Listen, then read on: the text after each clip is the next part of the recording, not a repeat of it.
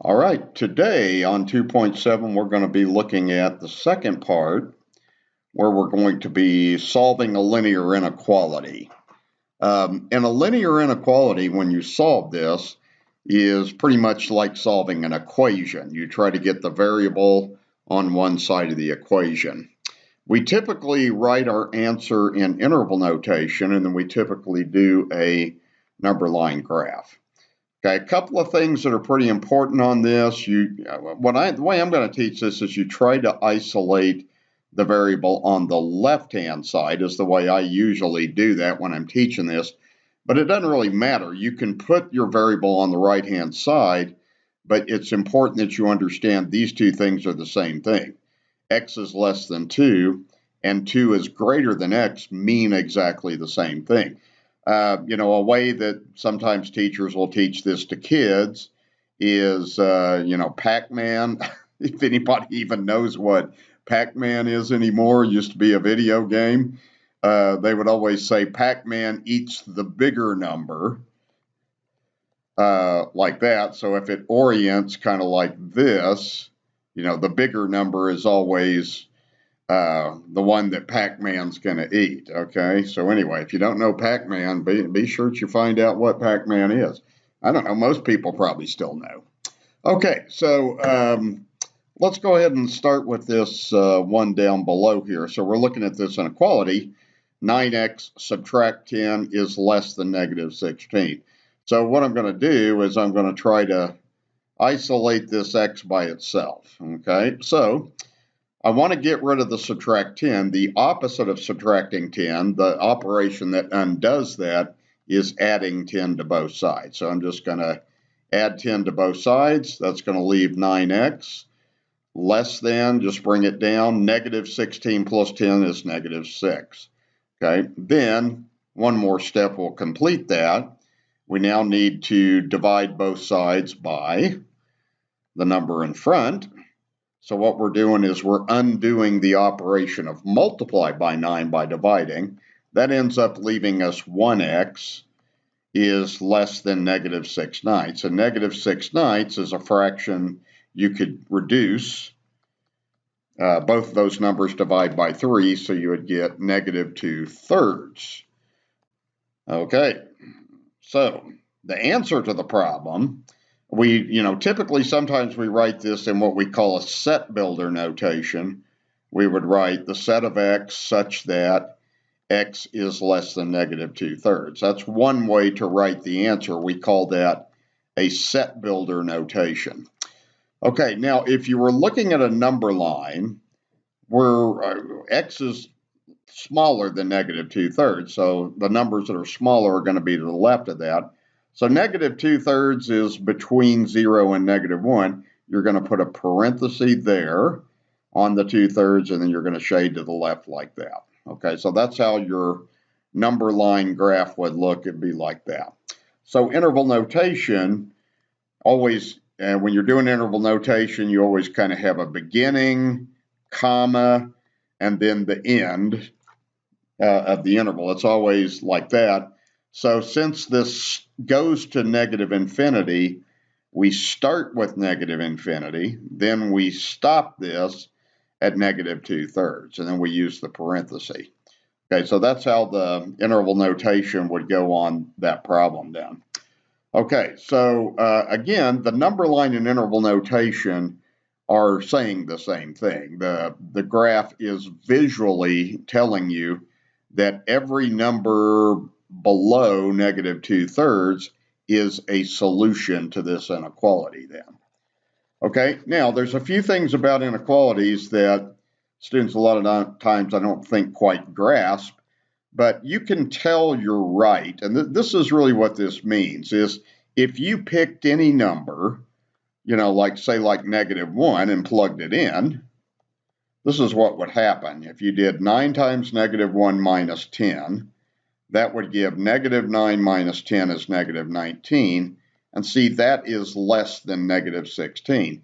So it would turn out that every number you could possibly pick, which is an infinite number of numbers, if you plugged it into that inequality, they would work.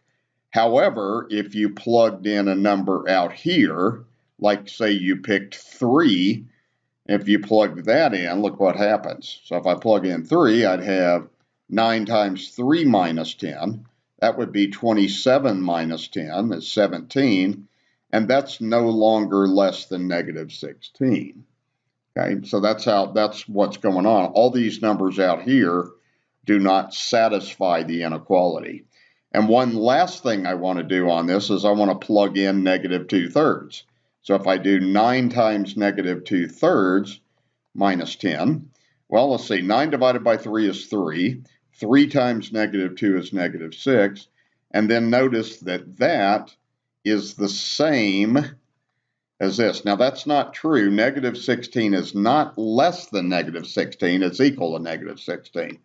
But since those two numbers turned out the same, that means that would be the correct ending of that inequality. All right, so that's how you can tell that you're right. I mean, you can pick numbers in the solution and pick numbers outside the solution to see if it works. And you can plug in like in this case, the negative 2/3, and that will check to give negative 16.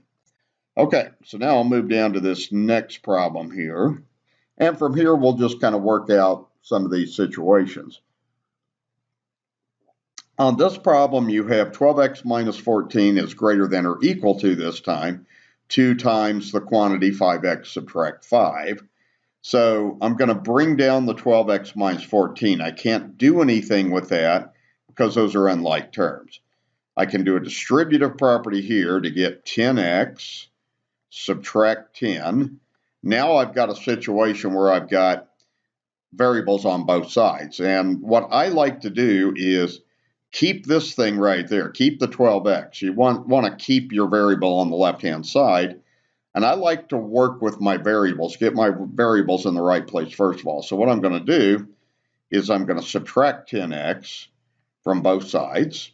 And what that will give is now the left side's going to have 2x subtract 14 is greater than or equal to negative 10. Okay, now the goal is to get the 2x by itself. So we need to get rid of the subtract 14 by adding. You're undoing subtraction by adding. Okay, notice that that's going to give me 2x greater than or equal to 4. Then I can close off the deal by undoing the multiplication of 2 by dividing by 2. So that will end up giving x is greater than or equal to 2. So again, we can write this in a set builder notation. We can say set of x such that, that bar just means so that, x is greater than or equal to 2. Okay, so that would be one way to write the solution. As far as the graph goes, now this time we have an equal to bar, so that means that's going to include the 2. And this time we're going to be shading to the right because it's greater than. So this time we put a bracket on the 2 and we shade to the right. So if you've got an equal to bar in your inequality, you want to use a bracket. Okay, interval notation is going to do basically the same thing that the graph does. You're going to start at 2, you're going to include 2, and then comma, it goes on forever. Okay, so notice kind of the structure of this. If it's a less than problem, then you start with negative infinity. If it's a greater than problem, you end with positive infinity. That's how the intervals work.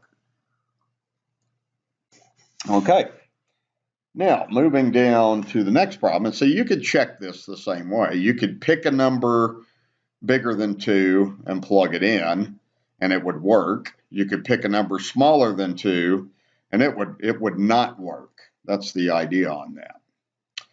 Okay, all right, so, next thing we want to look at is a inequality that's got some fractions in it. So you can go ahead and do a distributive property here. Or you can learn to get rid of fractions. And, you're going to prefer to do it this way in the long run. You can get rid of these two fractions if you multiply by the common denominator. Okay, so you got to remember what a common denominator is, of course. So what you're looking for is numbers that 15 and 3 both divide into. And a common denominator is a least common multiple. You can write out the multiples of 3. And 3 times 2 is 6, 3 times 3 is 9, 3 times 4 is 12, and so forth. We're really just counting up by 3s. You can count out the multiples of 15. You're just really counting by 15, so it would go like that. And a least common multiple is the first place they overlap. Okay, and what you would find on this is if you kept writing this out, you would have 24, then you have 27, and you'd have 30. So the next place they would overlap would be 30. So we want to use the smallest. So what I'm going to do on this is I'm going to multiply both sides of this equation by the common denominator. And by doing that, you're going to get rid of the fractions so you don't have to mess with them anymore. Okay, so what I'm going to do is just write the step like this. And then when you multiply fractions, you can multiply fractions straight across. You could do this if you wanted to. It's totally unnecessary, but if you did 15 times 7, you would end up getting 105 over 15 if you multiply those fractions straight across. And 105 divided by 15 is going to give you 7. Well, it would be a lot wiser if you just did that. You can cancel that out. So now you're left with 7 times x plus 6. Okay? And then you got the same thing on the next thing here. You could multiply that straight across and get 15 over 3, but 15 over 3 is 5, or you just divide it. 15 divided by 3 is 5.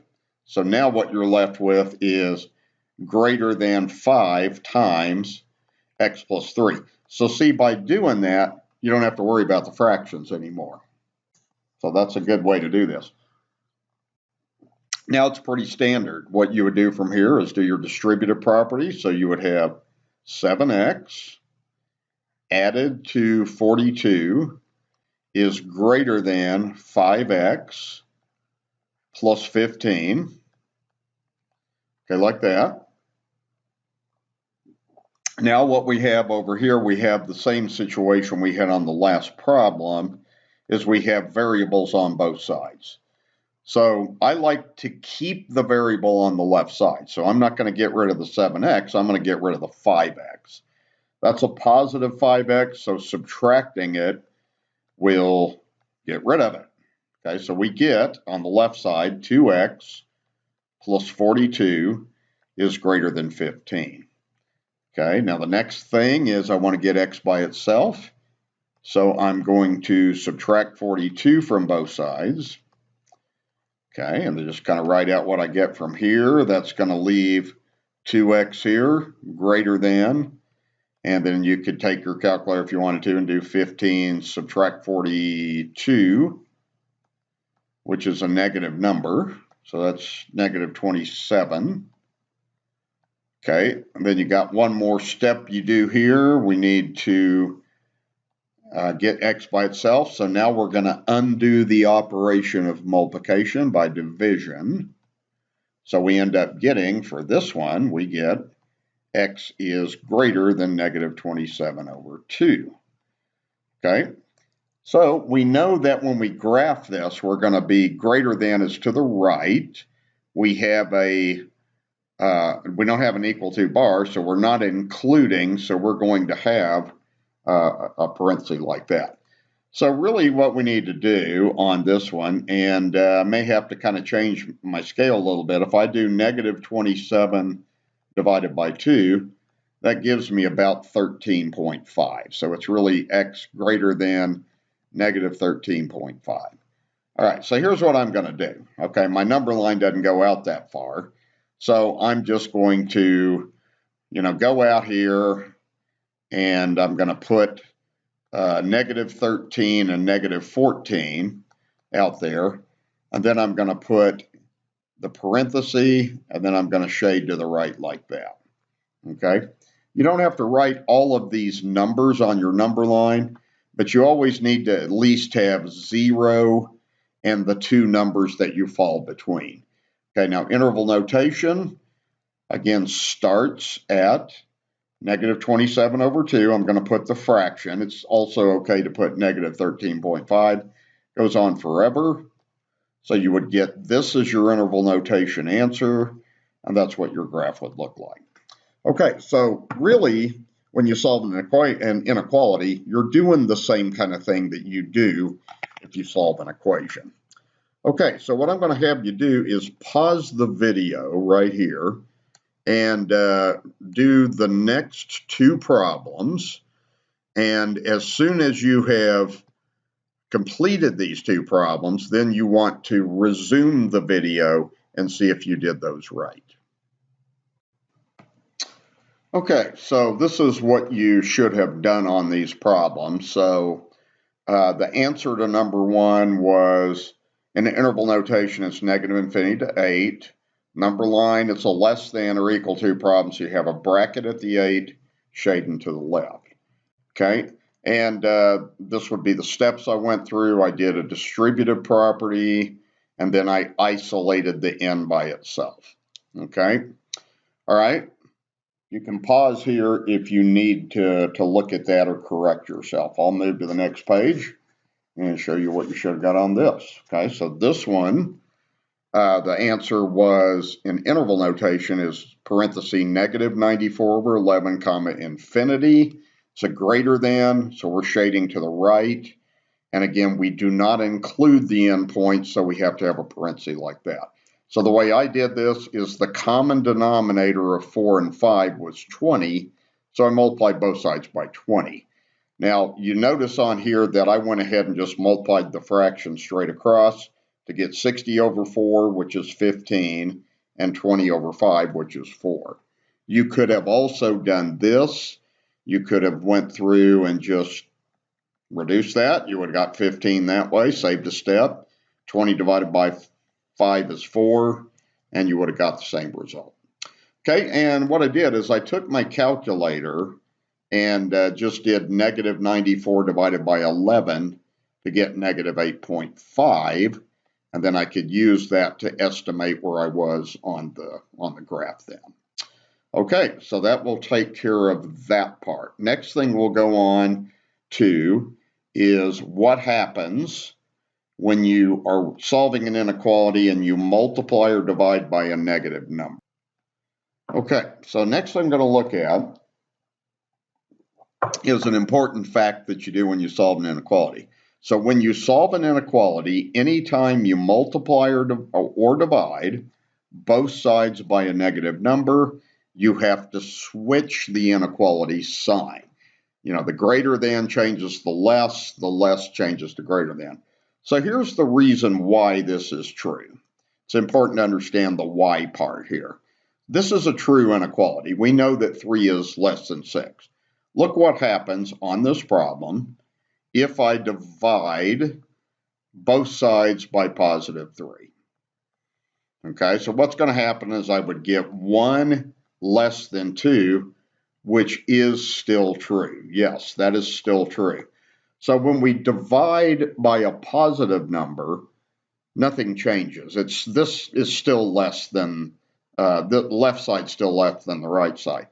If I multiply, the same thing happens. So if I was to multiply by a positive number, and I'm just kind of randomly picking a number, then I would have 6 and 12. Well, it's still true. So when you multiply or divide by a positive, nothing changes. That's what you did on the problems previous to this. Now look what happens when I do this. Okay, now this time let's divide by negative 3, and let me show you what happens. Okay, well, 3 divided by negative 3 is negative 1. 6 divided by negative 3 is negative 2. So now this is not true. Okay, actually, negative 1 is bigger. This is the bigger number. In this case, Pac-Man is eating the small number. Okay, that's not what Pac-Man's supposed to do. So this one is not true anymore. So what you have to do is you have to switch that inequality so it is true. And multiplication works the same way. So if you had the same inequality, and if I decided for whatever reason to multiply by a negative number, look what happens. I'd have -6, I would have -12. This is no longer true. -6 is the bigger number. So you have to do that then, okay? So what I'm going to have you do on here is I'm going to go ahead and let you try to do these two problems right here yourself. You're going to end up changing the inequality symbol. So I'm just going to let you try to do these and see how you do. So you don't need to graph or write these in interval notation. I just want to see that you can do this correctly. Okay, so I'm going to pause. You should pause the video and then come back and see if you did these right. Okay, so this is what you should have came up with, and I'll kind of run through the steps. And number 2, I want to do something a little different on that too to show you something. So number 1's pretty simple. I mean, you just need to get rid of the multiply by -3. So to undo multiplication, you divide by the same number. Okay, you always divide by the same number so that you get 1x. So when I did that, divided both sides by -3, I have to change the symbol from less to greater, and then 15 divided by 3 is -5. So that's what you have to do when you divide or multiply by a negative number. You have to switch the sign. There are inequalities where you would have to do that maybe more than once as you're solving it. Okay, so the next one, let's see. I started by doing a distributive property.